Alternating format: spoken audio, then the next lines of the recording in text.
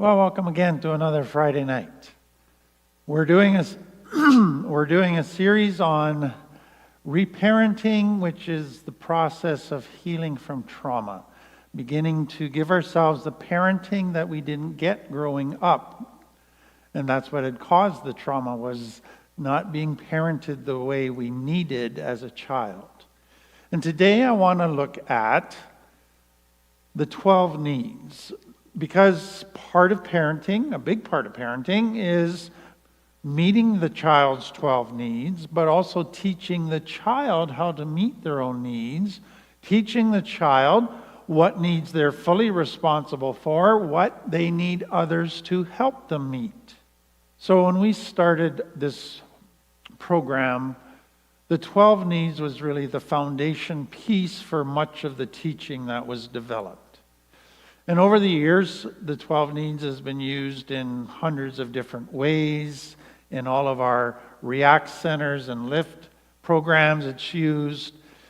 But I've been given some thought that what's developed as we've taught the 12 needs is that we teach one of the 12 needs and then we teach different sub-needs. So the one of the 12 needs we met and actually ends up becoming a whole bunch of different needs. So I wanted to take a session to just go through with you the 12 needs, but kind of expand it out, break it down for you so that you begin to see clearly all the different sub-needs that we include under the 12 needs.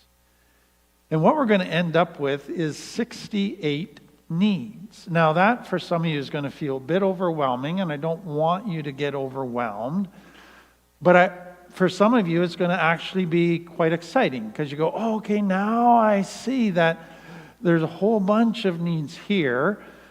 But then what I want you to see at all of this is getting healthy, recovery, is learning to meet all of those 68 needs.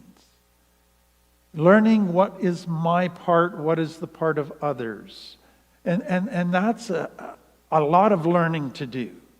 And so reparenting ourselves is the journey of gradually getting to understand how to meet all of these needs.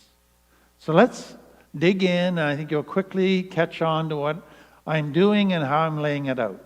So the first need that we've identified in the past is pleasure.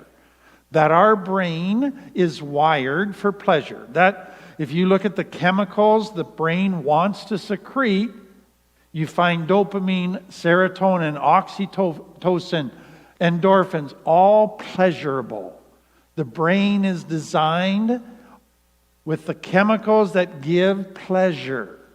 It does not want to have the absence of those four chemicals. So everything about our brain wants pleasure, is wired for pleasure. But then under that, we've come up with two sub-needs. So we just don't need pleasure, but a child, in order to develop in a healthy way, needs lots of pleasurable limbic brain experiences. That helps shape their brain, develop their brain, their nervous system. So we need pleasurable, playful experiences to heal our limbic brain as we reparent ourselves. But secondly, our brain needs to resolve pain and problems. Because when there's pain and problems, it's not giving the right chemicals that it wants to give. So our brain can't relax if there's pain or problems. It works looking for a solution. And so the problem of complex trauma is a child is confronted with painful emotions and problems that it can't resolve.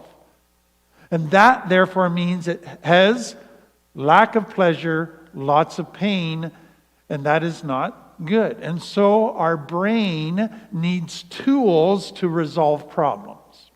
That is a huge need that is part of our life. Okay, the second need we identify are physical needs. But then, to get healthy, a parent knows a child needs healthy food. They need water. They need shelter. They need healthy sleep, and sleep becomes such an important part of a healthy life. They need to exercise. If they're going to have a central nervous system that's healthy, a body that's healthy, mental health that's healthy, exercise becomes important. So under physical needs are 5 sub-needs that are part of meeting our physical needs. Now, I always like to get people to think that along these lines. Our physical needs are our most obvious needs. We feel them. So if we're hungry, we feel hunger. If we're thirsty, we feel thirst. If we're not getting enough sleep, we feel tired. All of those things are part of our physical needs. They give us sensations when the need is not met. What I want people to understand is that then points us to our other areas of need. We are also intellectual beings, emotional beings, spiritual beings, relational beings. That means we have emotional hunger, intellectual hunger, spiritual hunger. That means we can feel alone. And that feels, when we're in a relationship, that feels like relational hunger. That loneliness makes me hunger for a relationship. We can feel emotional exhaustion. We can feel intellectual fatigue, spiritual fatigue. So our physical needs are road signs that point us to our other needs, and the sensations of our physical needs not being met, they give us clues as to the fact we're going to have the same type of hunger, thirst sensation, tired sensation in our intellectual world, in our emotional world, in our relational world, in our spiritual world. I need to understand what that feels like. The third that we identify is sex. Now, this is the one I get people that get upset with me at times because they say, sex is not a need. Here's how I respond. Sex is the one thing we could live without. Of all the other needs, we could live without sex. So that's why some people say it's not a need. But sex is a drive. It is built into us. It is a powerful drive.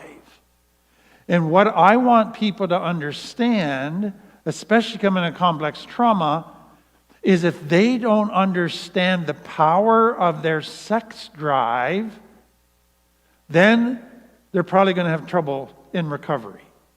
And so sex, maybe you could live without, but yet it is an important part of life in understanding ourselves. It is a powerful drive. That's why I emphasize it. With that is family. Now, some people will say, well, I don't have the need to have children. And I go, true, it's another thing that can be lived without. We don't necessarily need to have kids to be fulfilled. But it is a drive for most people. Something in them wants children. Something in them drives them to pursue having a family. So sex and family might not necessarily be needs for people, but they are powerful drives for most. And it is important to understand them. Then we look at the fact that we are relational beings. We have relational needs and relational drives. A child wants a friend. A child wants to fit in. And so under relationship are a whole bunch, 11 sub-needs. And these are so important because in complex trauma, most people got their physical needs met, though some didn't. Where the trauma comes in is in this relational need and the next one we're going to look at. So the sub-needs are, we have a powerful need for attachment. It is one of our most important needs. And that's not just to attach to mom, dad, other human beings, but it's to attach to ourselves, to attach to a higher power. Attachment is central to well-being, to feeling happiness. Then we have a need to be able to be authentic. And a child comes into the world with a drive to be authentic, to just put themselves out there. We have a drive and a need to fit in, to belong. We have a need for people in relationship with us to be present to us when we're with them, so that they're not off somewhere, but they're giving us their full attention. They are present. We need that. We need communication. That is essential as part of a healthy life. We need relationships, but we need to be able to trust the people we're in relationship with. Trust becomes a need. And in order to be able to trust, we need people to be committed to us. So having a few people who are committed to us is a need if we are to be healthy. If we're to be healthy, we need relationships marked by truth, where we can talk honestly, where there are no secrets. So truth is a need for us.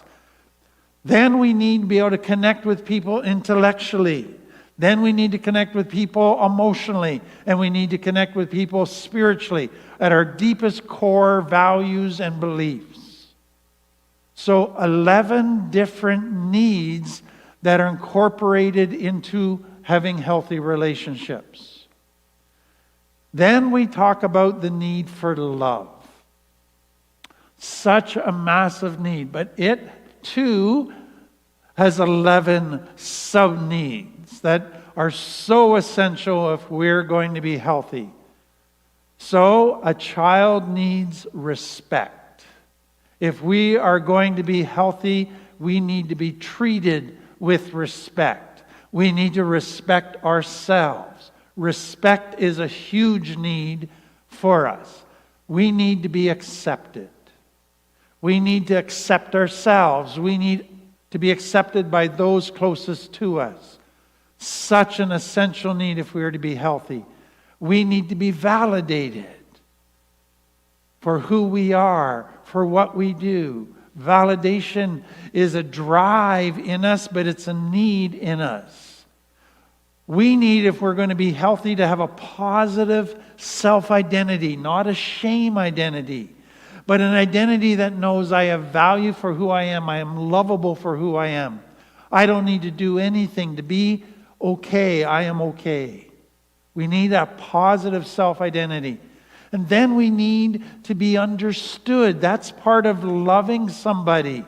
That you get to know them.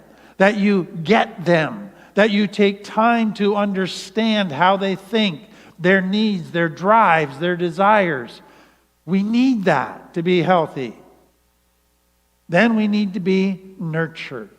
We need people that when we're in pain, they show love to us by coming beside us, comforting us, nurturing us, helping us, having empathy. And then we need encouragement because we're going to fail, because we're weak, because we're human. We're going to fall down. We're going to get discouraged. We're going to feel like quitting. We're going to feel hopeless. And we need people to come beside us and encourage us. That's part of how you love people, is you encourage them, you build them up. But then we also need forgiveness, because we are going to hurt people. We are going to fail people. And we need to have relationships where they're able to let that go if we're truly sorry and change. And the relationship can be restored. That is part of love. And then we need lots of tenderness, lots of gentleness. We need an environment that has a softness to us, but firmness, but softness to it. That's part of love. And then we realize that if I am going to truly love, I need to learn healthy motives. I can't do the right thing for the wrong reasons. So I need to develop healthy motives. That's part of love. And then part of love comes out of humility. That you're just as important as me. Your needs matter just as much as mine. And so I need the attitude of humility as part of love. So 11 key, deep, essential needs that can all come under the umbrella of love. Then we talk about security as being such a huge need for every individual. But that has a whole bunch of sub-needs. So first, safety. We seek safety. We need protection. Our brain is wired to protect us. It's all about safety and keeping us safe. That is a massive need. Physical safety, emotional safety, spiritual safety, relational safety. But then to have security, we need provision, to know that our needs are going to be met. So we need money in our culture in order to have a sense of security, to be able to pay our bills. But then to have a sense of security, we need a place where there's justice, where wrong is stopped, where good is rewarded. We can't feel secure if there's not justice. And then with that, to feel secure, we need healthy boundaries. We need to be able to say no and have people respect that. Otherwise, we don't feel secure. So boundaries comes under security. And then to feel secure, a child needs a routine. They need a consistent life. They need to know that mom's going to be today the same today as she will be tomorrow, that she's not going to be on an emotional roller coaster and all over the map. We need consistency of personality of people around us, consistency of behavior. We need consistency of routine. All of that creates a sense of security. But then we need guidance if we're going to feel secure. What's the best path to choose? What do I do in this situation? What's wise behavior? What's unwise behavior? And then I need emotional regulation if I'm going to feel secure. So all of those things come under security. And that's a lot of nuances to the topic of security. Then we need a sense of purpose. Such a huge need. Some would put it under the spiritual category. But I'm just going to put it separately. But it has sub-needs. So part of my sense of purpose comes through my career, through my job, through my vocation. And so we need a job. We need to work. That's built into us. But more than that, part of my sense of purpose always involves some type of service to the environment, to animals, to other people. And so part of my sense of purpose might be just volunteering or a hobby where I serve and help people. That's an important need, serving others. I can't have a life that just focuses on me. I have to also have a life that gives to others. That's what purpose includes. And then all of fulfilling my purpose includes learning. And I have a curiosity. I have a desire to learn new information, to figure stuff out. So learning is a need that we all have. So again, under purpose, you have some sub-needs. And then we talk about we have to work, but we also have to rest. There has to be both. There has to be a balance. And so we talk about rest as a key need in all of us. So what does that include? A bunch of sub-needs. It means that we learn healthy self-care. We learn to take downtime. And that could be a vacation. That could be a day off. That could be just taking evenings to relax. That means learning that we have needs for play, for fun. Just to get away from stresses and just have fun doing stuff. That means we need healthy escapes in life. Hobbies, walking in nature, going out and doing travel, exercise, music, art, all of those different healthy escapes. We need all of those things to keep balance between work and rest so we don't burn out. So our identity is not all about what we do. All of those sub-needs are so important. And then we're wired to need beauty. Beauty creates the positive limbic brain experiences that we need to be healthy. So we're drawn to beauty. And so for many people, what that means is they need to have some interaction with nature, with animals. Something about doing that meets something deep in them that feeds their soul. For others, that beauty is experienced through art, through music, through travel. And as they do that, it just gives those positive limbic brain experiences. Others, that need is met because they have a need to explore. A child explores. A child is always wanting to discover new things. That's part of what that sub-need of exploring is all about. So beauty, but has sub-needs. And then connected to that is this need for a sense of awe or a sense of wonder. Now, some would put that in a religious category, and they can for them. But here's what I want you to understand. There's something in us that needs to connect to something bigger than ourselves. So again, some would put this in a spiritual category, but not necessarily. Just think of those circumstances that give you goosebumps. That's kind of the awe experiences, the sense of wonders, the goosebump experiences. And again, it's a limbic brain experience, a positive limbic brain experience. So what that could be for you is just listening to beautiful music and it just gives you goosebumps. Or it could be seeing athletics, sports, and seeing extreme skill gives you goosebumps. Could be being out in nature. It could be connecting with your higher power and meditating. It could come through travel and seeing new things that are just awesome. For many people, what they begin to realize is part of this goosebump experience includes for them a need to take time to meditate. To just focus on truth. To focus on bigger than me. To get out of my little world and just meditate. And that gives them that goosebump awe experience. For others, it includes the need of gratitude. We all, if we're going to be healthy, need to have gratitude. And we need to develop gratitude. And so gratitude for many is just an overwhelming heart gratitude, a goosebump type thing.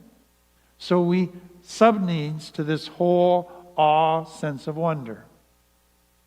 Then spiritual, and we did a talk last week about spiritual. And so there's sub-needs to spiritual. For some, it's connecting to a higher power. For others, it's just living by healthy values, healthy beliefs.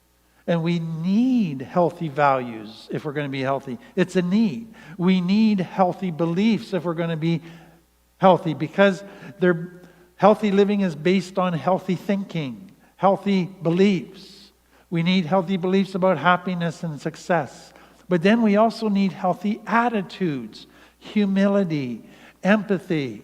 All of those become spirituality for people.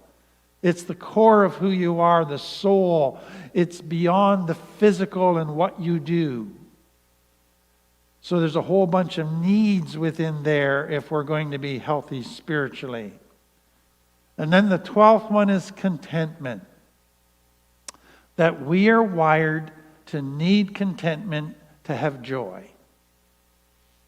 What does that mean? We need a sense of wholeness where all our needs are met. And when all our needs are met, we feel complete. We feel satisfied. We feel content. And that leads to joy. So, like I said, what started out with 12 needs has become 68 needs.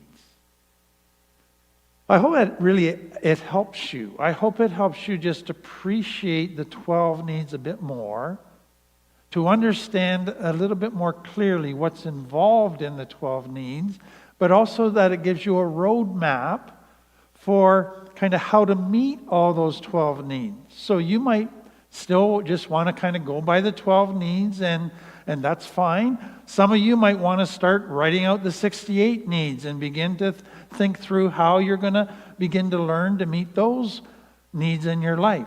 Just don't expect to do it all in one day. Don't expect that you're going to be a pro at this overnight.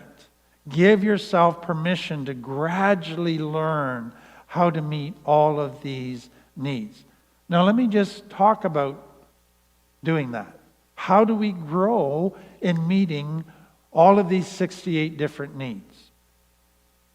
So understand, first of all, that needs in children, who meets them changes. So the meeting of that need is dependent on their age. So when a child is really young, the parent feeds them.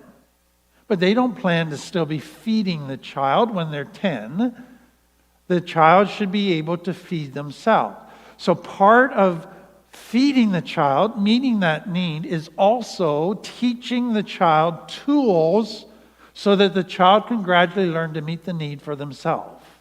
And so that is important to understand. So it's not just that we learn what the 68 needs are, it's that we're learning the tools to meet those needs, and that's dependent on your age. Now that's important in complex trauma to understand it's not dependent on your physical age, but on your toolkit age. You see, you might be 50, but you have the toolkit of a 10-year-old. So if I'm teaching you to meet your needs, I'm not teaching you as if you're 50, I'm teaching you as 10. So I'm teaching you, I'm helping meet that need, but I'm also teaching you quickly the tools so that you can learn to meet that need yourself, so that you can catch up and your toolkit can be 50 just like your biological age is. So what I tell many of clients that I work with is, you're 50 but you have a toolkit of a 10-year-old? Okay, we're going to take 40 years and we are going to condense learning into a couple years, so that within a couple years, hopefully, you're going to have the toolkit of a 50-year-old just like your biological age. And so what I'm wanting people to understand is, when it comes to meeting your 12 needs or 68 needs, you have to understand, where's my toolkit at? And that's where you have to think of it in terms not of your biological age, but your actual toolkit age, and accept that you're there and learn appropriate to that age. Secondly, understand that some needs, if they're going to get met, involve other people. So I can't have true connection all by myself. I can connect with myself, but I need more than that. So I need people in my life. And this is so important, just to emphasize that we're not talking about all of these needs so that you can be totally self-sufficient and isolate. No, we need others. Now, you might not need hundreds of people, but you will need a couple people. You can't do recovery alone. You can't be healthy all alone. You can't have joy all alone. We are made for connection. Then understand that some needs are first met by others, but then I learn to meet them myself. And so, though others met them, like feeding me, over time, I don't need anybody to feed me. I can feed myself. And so that is going to happen in your life today. So let me put it this way. A child needs to be accepted totally by their parents. But what happens as they experience that total acceptance is they come to accept themselves.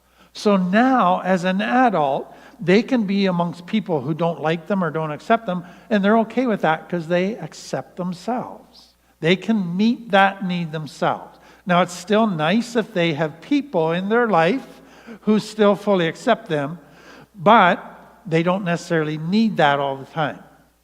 Okay, but what happens if you didn't get full acceptance when you were growing up? And you don't accept yourself. Now you have to learn to accept yourself, but you're probably for a little while going to need people in your life who fully accept you, and they meet that need in you and teach you how to meet it yourself. So, even though you might be 50, understand that I might need today people in my life who accept me, people who encourage me, people who meet all my love needs, because I don't know how to do that yet, and I need them to do it for me and teach me how to do it. And then when it comes to security needs, I don't know how to regulate my emotions yet. I need others to teach me, and then eventually I'll be able to do it myself. I don't know how to set good boundaries. I don't know how to have a healthy routine. I need others to teach me for now until I can do it for myself, and I don't need them any longer. So be prepared that you're going to need a mentor or mentors for a period of time, surrogate parents, as you learn to parent yourself. And that's okay. Don't feel shame for that or beat yourself up.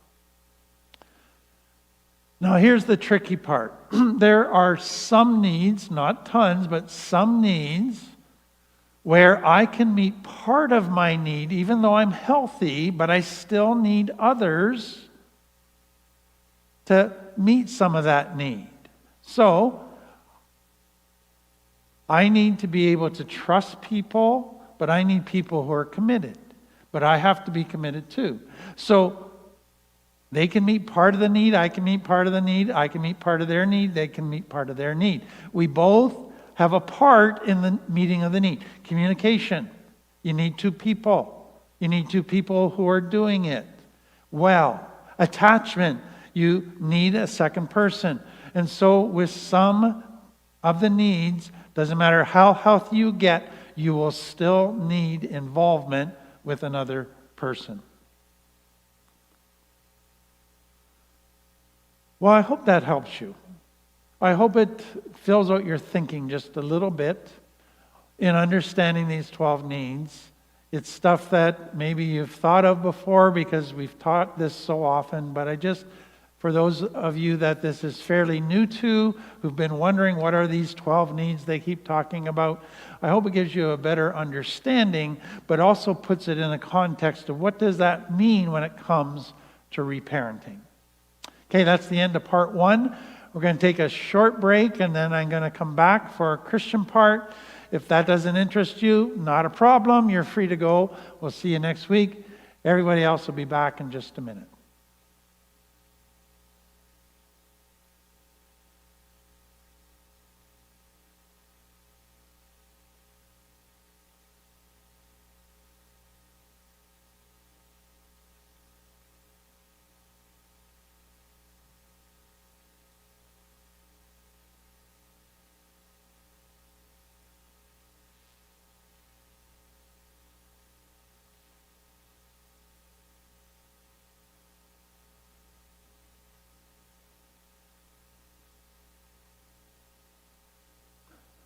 Well, welcome back.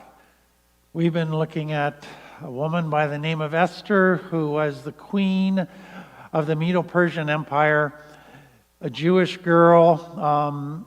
And today we come to a really critical part of the story.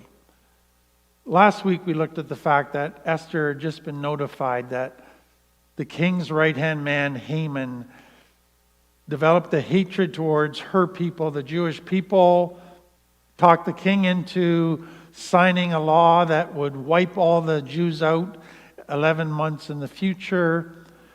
And so Esther gets confronted with this, and Mordecai, her adopted father, says, Esther, maybe God put you as king so that you could save your people, so that you could go to the king. And Esther wrestled with this whole idea because it was like, wow, I could get killed if I do that. But eventually she gets to the point where she goes, okay, I have to do this. I got to go to King Xerxes and beg him to spare the lives of my people. And so she asks the people to fast and pray with her for 3 days as she gets ready to go and approach the king. So here's what happens. On the third day, Esther put on her royal robes and stood in the inner court of the palace in front of the king's hall. Now you can imagine her stomach is just butterflies, anxiety. The king was sitting on his royal throne in the hall, facing the entrance. Now the question is, what's he going to do when he sees Esther?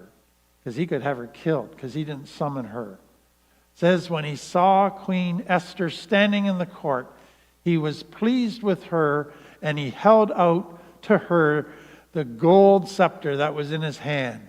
You can just imagine the waves of relief that come over Esther when she sees him hold out the scepter. He's not going to kill her. So Esther approached and touched the tip of the scepter. Then the king asked, "What is it, Queen Esther?" He's a little confused. "Why are you coming to see me? You're not usually involved in court business. What's going on? So what is your request?" And then, even up to half the kingdom, it will be given you.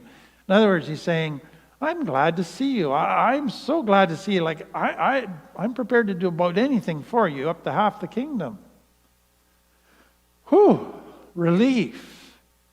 So Esther's response is the weirdest sounding thing. She says, "If it pleases the king, let the king together with Haman come today to a banquet I have prepared for him." It's like, you came all this way risking your life to ask me to come for supper? Well, that's a weird sounding request. But the king responds by, "Bring Haman at once so that we may do what Esther asks." So let's ask, why does Esther make this request? Why doesn't she say, "Haman wants to kill my people, please stop it"? Why does she say, "Would you please come to a banquet that I'm putting on for you and Haman"? Well, what she is about to do is to ask the king to change the law he just made. That means that the king would have to admit to the whole empire that he made a mistake in making that law.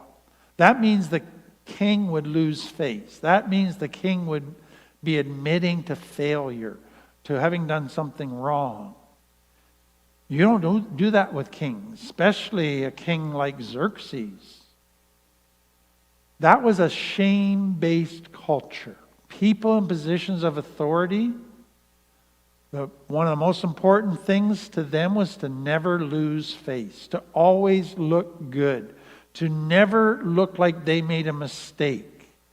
And so Esther knows that she cannot just come out and ask the king to lose face. She has to ask for something not in a public way, but she has to get him in private.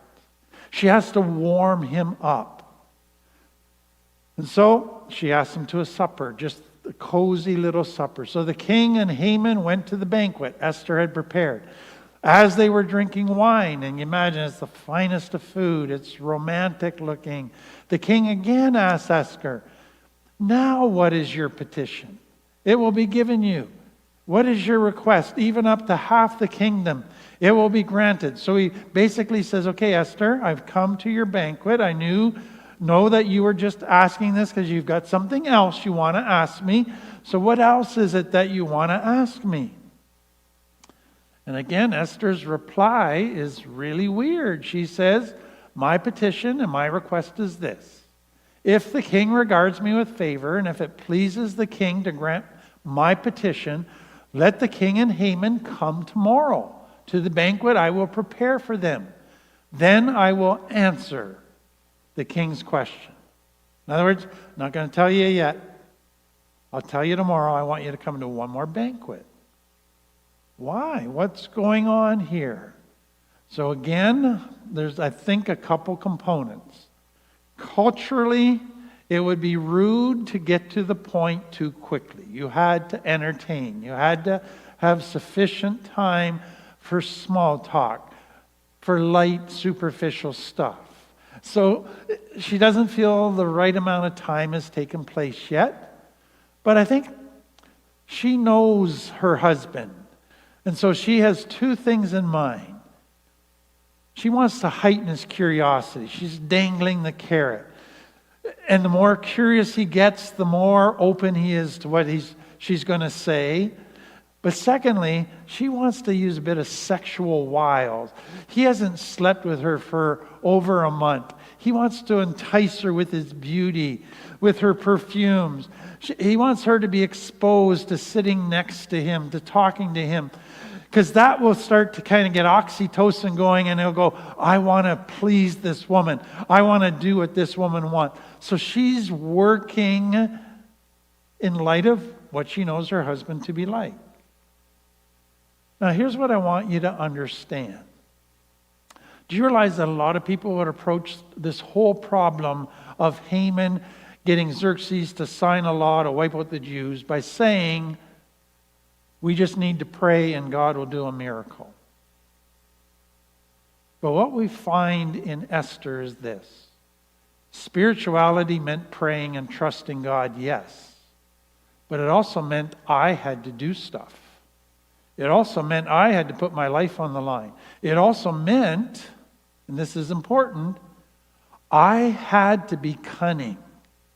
I had to think carefully through a plan in light of Xerxes' personality, in light of culture, in light of what would prepare Xerxes to be more open to the request. It needed careful thought, planning. It needed some devious cunning almost. So spirituality and trusting God did not mean just sitting back and say, okay, God, step in. It meant working hard, thinking through a whole bunch of different factors so that you come up with a plan that has a chance of working. You blend my part with God's part. And that's the beauty of what Esther shows us. So as I face problems in life, yes, I pray, but yes, I think. Yes, I think about culture. Yes, I think about the individuals involved in the plan. Yes, I think through things that take in a whole bunch of different factors that are cunning, are shrewd. That doesn't mean I'm not trusting God. That means I'm working with God and doing my part. So I just hope this practical example of Esther helps you as you try to figure out what this spiritual life looks like, God's part versus your part. Let's pray. Father, again, just thank you that you included this in the Bible. We need these reminders that trusting you and walking with you doesn't mean we just sit and do nothing and pray. It means we have to think and work. And I just pray you help us to get that right back in the right perspective and just help each person, whatever they're facing today, to know how that applies to them. Amen. Well, thank you again for being with us for another Friday.